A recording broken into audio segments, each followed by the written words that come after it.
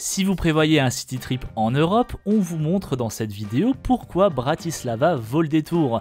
Salut aux abonnés et aux nouveaux qui viennent de nous rejoindre sur la chaîne des voyageurs cinéphiles, on est Yann et Joyce, fous de voyage et de cinéma, et cette semaine on vous propose de découvrir avec nous la ville de Bratislava. Nous sommes partis de Prague avec RegioJet pour un trajet d'un peu plus de 4 heures.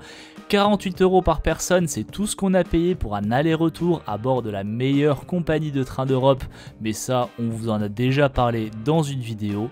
Sans plus attendre, voici notre petit guide personnel de la capitale slovaque. 4h30 plus tard, on commence enfin la visite de Bratislava. On est ici pour 2 petites journées, donc on va essayer d'en voir un maximum, de vous en montrer un maximum. Et déjà, nous voici, en tout cas je peux déjà vous montrer la place de la vieille ville. Enfin, ça s'appelle pas place de la vieille ville, plutôt place nationale, Hlavné Náměstí.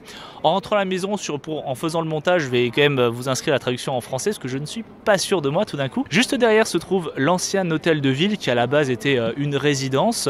Il y a un petit passage gothique qui nous mène apparemment dans une cour, donc on va aller voir ça. Et hors champ, donc derrière la caméra, il y a la plus vieille fontaine de la ville. Et visiblement, ce qu'on constate dès qu'on arrive ici, c'est qu'il y a des traces du passage des troupes de Napoléon. Donc, ceux qui sont fans d'histoire et de période de guerre napoléonienne, ça peut peut-être vous intéresser. D'ailleurs, dans la cour, on va aller voir ça tout de suite. Apparemment, il y a un boulet de canon qui aurait été tiré justement par les soldats de Napoléon.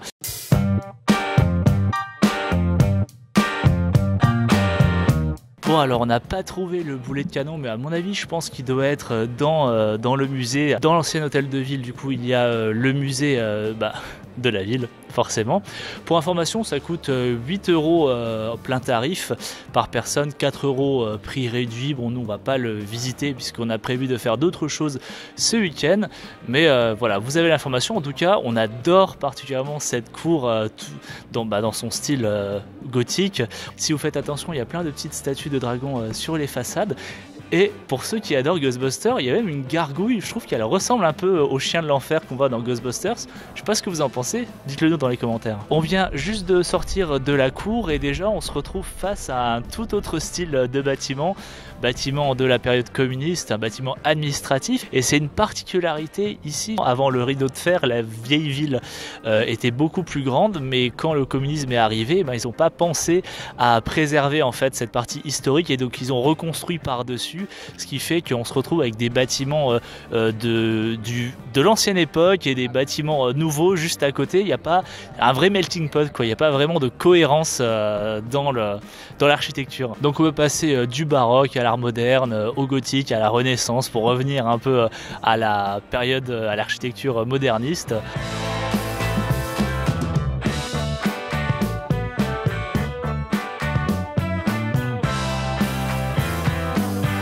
Deux petits mots sur la porte Saint-Michel que vous allez forcément traverser parce qu'elle est au cœur du centre-ville historique de Bratislava. Il s'agit du plus ancien monument de la ville. Il y a une autre porte qui existait, c'était la porte d'entrée, on va dire, de la ville médiévale. Et cette grille suspendue au Théâtre National vous donne idée de quoi elle pouvait ressembler à l'époque. Il y a aussi une plaque, si vous faites attention, sur le sol. Et il y a quelque chose de très intéressant quand vous passez par cette porte. Je vais vous montrer ça tout de suite. Ici, on est au kilomètre 0 de la ville de Bratislava et du coup c'est cool parce que vous pouvez regarder les distances d'ici jusqu'à plusieurs villes européennes et internationales aussi, dans le monde entier, et on peut s'apercevoir que la ville de Vienne est vraiment très proche. Elle est seulement à 57 km d'ici. Donc c'est parfait si vous faites un city trip à Vienne. On vous conseille vraiment de venir ici aussi parce que c'est même pas 1 heure de train.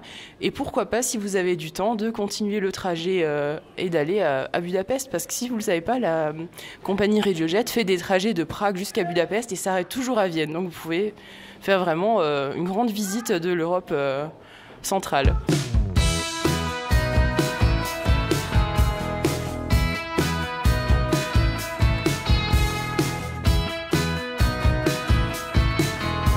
Le pont que vous voyez derrière moi, vous ne pouvez pas le manquer, il est reconnaissable avec sa soucoupe volante. C'est en fait une tour d'observation, un observatoire qui est également un restaurant. Alors ce pont-là qui a été construit en 1972, qui s'appelle, pour la petite information, le pont national du soulèvement slovaque. C'est exactement ça. Il a la particularité d'être le seul pont au monde à tenir via un seul pylône. j'imagine que c'est une prouesse d'un point de vue construction architecturale. Et du coup, effectivement, comme je disais, il y a un observatoire en forme de soucoupe volante. En fait, c'est un restaurant. Par contre, pour y manger, il faut dépenser un petit peu. On est quand même sur des plats à 50 €, hein, des petites soupes, des petites salades à 17 €. C'est un restaurant gastronomique qui propose également des menus découvertes. Donc voilà, si vous avez 50 € à mettre, voire 100 € à mettre dans un menu, eh ben, je suis sûr que vous allez vous régaler. Si vous avez visité le château de Prague ou encore le château de Budapest, vous allez être surpris parce que c'est complètement différent ici.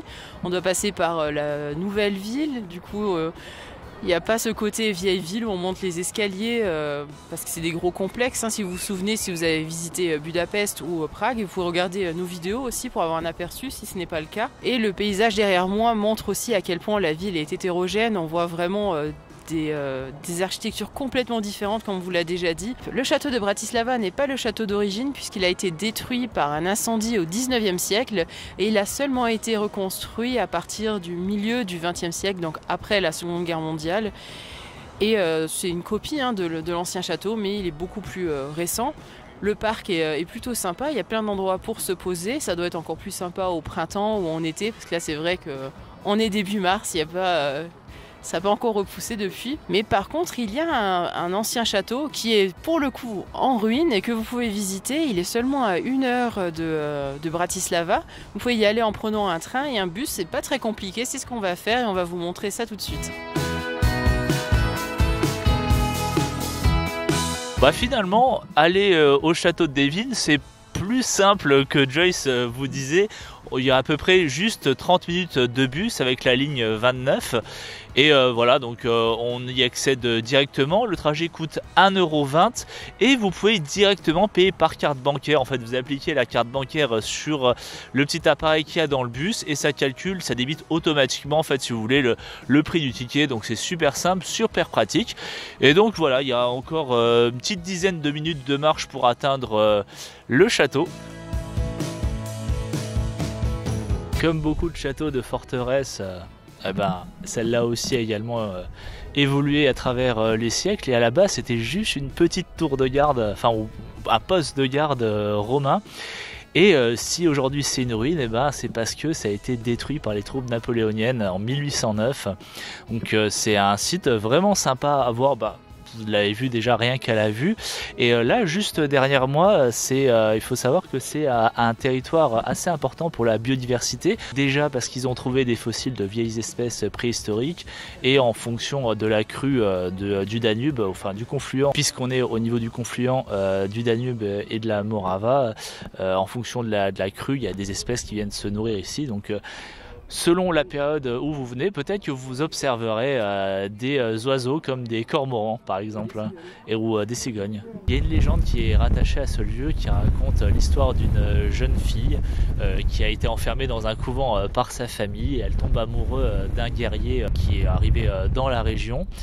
Sauf que sa famille forcément n'était pas d'accord. Une fois que la relation a été découverte, les deux jeunes amants se sont enfermés dans une tour que vous voyez sur ces images, qui a été rebaptisée la tour de la jeune vierge ou la tour de la nonne. Et c'est de là que les deux amants se sont suicidés après que la famille ait lancé des gardes à leur poursuite. Et depuis, apparemment, leur fantôme entrait le site la nuit. Ce qui est vraiment cool ici, c'est qu'on est vraiment tout proche de l'Autriche. On pourrait presque y aller, enfin il faudrait traverser la rivière parce que selon la carte, la ligne de la frontière est pile au milieu du Danube. Une partie du château, dont celle que vous pouvez voir ici, est en lien avec la famille Báthory, puisque la famille Báthory possédait les terres et le château pendant le XVIe siècle. Et en parlant de la famille Báthory, je tiens à vous rappeler qu'on a visité le château d'Elisabeth Báthory qui est aussi en Slovaquie. Si ça vous intéresse, on en a fait une vidéo, vous pouvez la trouver sur notre chaîne et on vous met le lien dans la description. Le château de Devin, c'est plus de 2000 ans d'histoire, mais je vais vous parler que de la partie la plus récente et qui a aussi le plus marqué le pays. Et c'est bien évidemment la guerre froide, quand le rideau de fer séparait l'Europe en deux. Et le château de Devin était un observatoire. Il y avait des militaires ici, les gardes de frontières. Et avec la hauteur qu'ils avaient, ils avaient une vue sur tout le long du Danube. Parce que, comme on vous l'a dit tout à l'heure, il suffit de traverser le Danube pour voir l'Autriche. On la voit depuis ici. Et le rideau de fer était en bas de la rivière en fait. Le site est marqué par une tragédie dans les années 60. Il y a un groupe d'amis qui s'est rendu au bord du Danube pour essayer de traverser la frontière. Donc ils se sont garés, ils sont montés sur le toit de la voiture, ils ont grimpé au-dessus du barbelé de toute cette construction qui avait ce rideau de fer. Ils ont commencé à nager et ils ont été repérés par des gardes et ils se sont fait tirer dessus évidemment. Il y a eu plus d'une quarantaine de coups de feu et l'un d'entre eux a été touché. Et même quand ils étaient de l'autre côté, il y a encore un garde qui est allé dans l'eau. Il a continué à les suivre à la nage avec une baïonnette dans la bouche pour vous dire à quel point ils étaient déterminés d'empêcher les gens de traverser cette frontière. Et finalement, de l'autre côté, la personne qui s'est fait tirer dessus, elle n'a malheureusement pas survécu. Elle est morte après en Autriche. Et les 3 autres ont survécu et ont pu continuer leur vie. J'espère jusque-là que la vidéo vous plaît. La visite de Bratislava n'est pas terminée, alors ne quittez pas tout de suite la vidéo. En attendant, vous pouvez également vous abonner si déjà ce format vous plaît. Ça soutiendra la chaîne, on en a vraiment besoin. On manque de visibilité ces derniers temps. On se fait une petite bière obligatoire au pied du château avant de repartir. Et je l'espère découvrir de nouvelles surprises.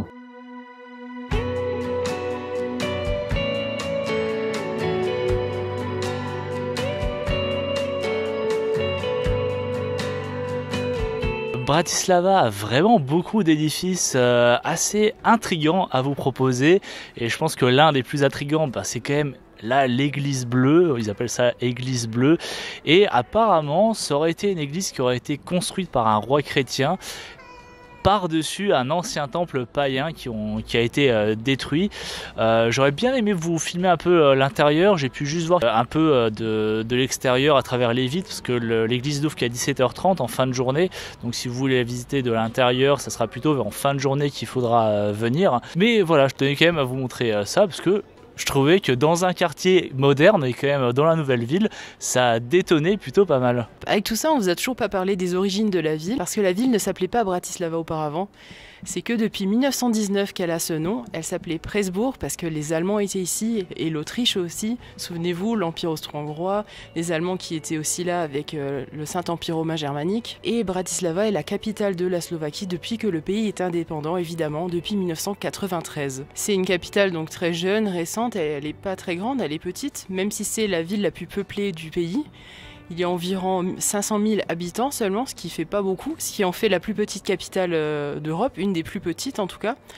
Et ce qui est drôle, c'est que c'est pas la plus grande ville du pays, parce que la plus grande ville, pas en nombre d'habitants, mais en périmètre, en kilomètres carrés on va dire, c'est une ville dans les Hautes-Tatras, c'est Vysoké-Tatry. Avant d'être la capitale de la Slovaquie, Bratislava c'est la capitale du couronnement des rois et reines de Hongrie. Il y a quand même eu 8 reines et 11 rois qui ont été couronnés dans cette cathédrale, la cathédrale du coup Saint-Martin. Et c'est un événement qui est resté en fait, qui a marqué la ville, puisque chaque année il y a une fête du couronnement qui font un peu des reproductions de ces événements passés. S'il y a bien un truc traditionnel à goûter à Bratislava, ce sont Oh, tu l'as cassé, non. Attends, il y en a un autre. C'est petits pains en forme de demi-lune, ça s'appelle des bagel. Oui, des bagel. Des bagel. Ce qui veut dire, c'est l'ancien nom de petit pain en fait en slovaque. Et ça remonte au XVIe siècle, hein, c'est ça, 1599 précisément. Oui. Fin du XVIe, c'est ça. Où on en parle pour la première fois dans le livre des maîtres boulangers. C'est ça. Et en fait, c'était le lundi de Pâques. Et ils faisaient des bretzels et on leur a demandé aussi de faire des bagel du coup. Donc ça. Et donc ça, c'est fourré au poppy seed, comment on dit en français déjà, pavot, c'est ça, aux graines de pavot. Et il y en a un autre fourré aux noix. Et donc là, pour le coup, c'est les deux goûts traditionnels, selon le livre de la guilde des pâtissiers d'ici, à goûter en tout cas, ici à Bratislava. Et le pavot, il est très présent dans les pâtisseries dans les pays slaves, hein, qu'on trouve très régulièrement. Voilà, on va goûter ça. Moi, je vais goûter aussi aux noix. C'est ça, je croyais que ça ressemblait un peu au bretzel, mais c'est pas du tout un bretzel en fait, c'est une sorte de cake fourré, la pâte elle est particulière. Mais en tout cas, c'est bien fourré. Et elles sont tous faits à la main en fait, sur place.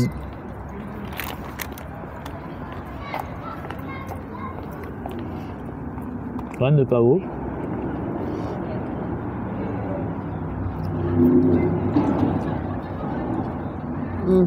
C'est mon préféré. On a toujours préféré les gâteaux pavot. Ça a un goût un peu fer, un peu fort, un peu amer. Bah, moins que la noix, je trouve là les noix elles sont assez amères. Mais ouais.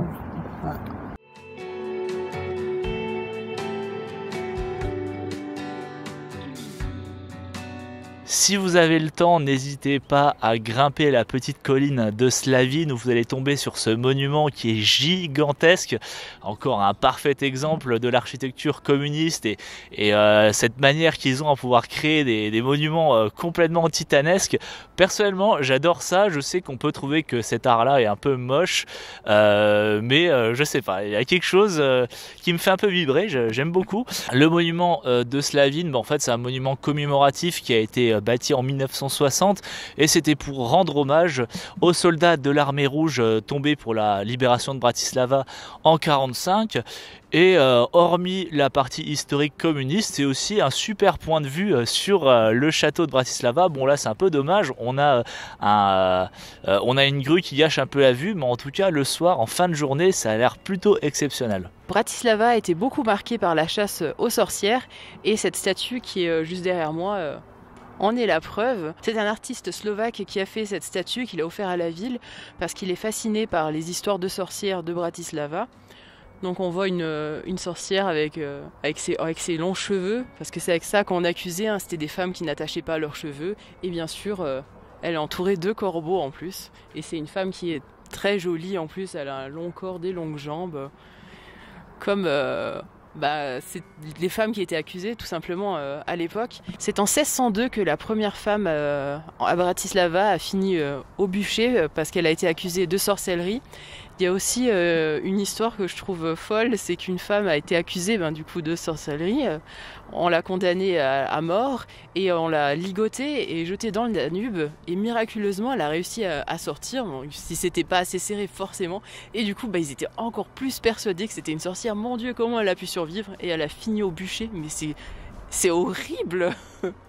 C'est seulement en 1759 que Marie-Thérèse d'Autriche a interdit formellement de brûler des femmes sur un bûcher. Et juste à côté de la statue, il y a un petit café super sympa qui s'appelle Café Hexe. Hexe qui veut dire bien sûr sorcière et qui vient de l'allemand. Le deuxième mémorial pour rappeler cette période est cette plaque commémorative qui se trouve sur la place de Urbanovo, j'arrive pas à retenir. Et en fait, elle est sur cette place parce que c'est ici qu'il y avait le bûcher des sorcières, enfin plutôt le bûcher où on accusait des pauvres femmes de sorcellerie. Et il y a plus de 400 femmes qui ont été brûlées ici. Et cette plaque, elle est pour la première femme en fait qui a été accusée de sorcellerie et qui a été brûlée ici. Et c'était Agathe, son prénom. Je vais pas vous le dire le nom en entier, on va l'écrire parce qu'il est un peu compliqué. Et cette plaque nous rappelle aussi encore aujourd'hui qu'il est important de faire attention, que l'intolérance et le fanatisme sont les pires poisons de l'humanité. Une autre balade vraiment chouette à faire, juste derrière la cathédrale, vous avez les anciennes fondations de la ville, donc pour le coup là c'est des murs d'époque, et en plus de ça vous avez une exposition en plein air qui raconte un peu l'histoire des juifs en Europe durant la Seconde Guerre mondiale, quelques personnalités qui ont vécu ici à Bratislava, et c'est assez marrant parce que juste à côté, donc là vous avez les anciennes fortifications, et vous traversez un petit pont et vous vous retrouvez au niveau de l'autoroute avec le fameux pont du SNP avec l'OVNI dont on vous a parlé tout à l'heure. Donc ça montre encore à quel point Bratislava est vraiment une ville complètement atypique avec deux architectures qui s'opposent radicalement à travers les siècles, quoi. C'est assez marrant. Merci d'avoir regardé cette vidéo jusqu'au bout. Dans la description, vous allez retrouver l'adresse de notre booking, de notre hébergement, qui était plutôt sympa, très confortable et à seulement quelques pas du centre-ville historique. Centre-ville historique quand même classé au patrimoine de l'UNESCO. Alors certes, c'est vrai que c'était une petite ville, c'est vraiment une très petite capitale. Bratislava a encore beaucoup de secrets, maintenant ça sera à vous de les découvrir. Si vous avez aimé cette vidéo, n'hésitez pas à la liker, à mettre un petit commentaire, à la partager éventuellement. Et on se dit à bientôt pour de nouvelles découvertes. Yann n'est pas intéressé par la visite.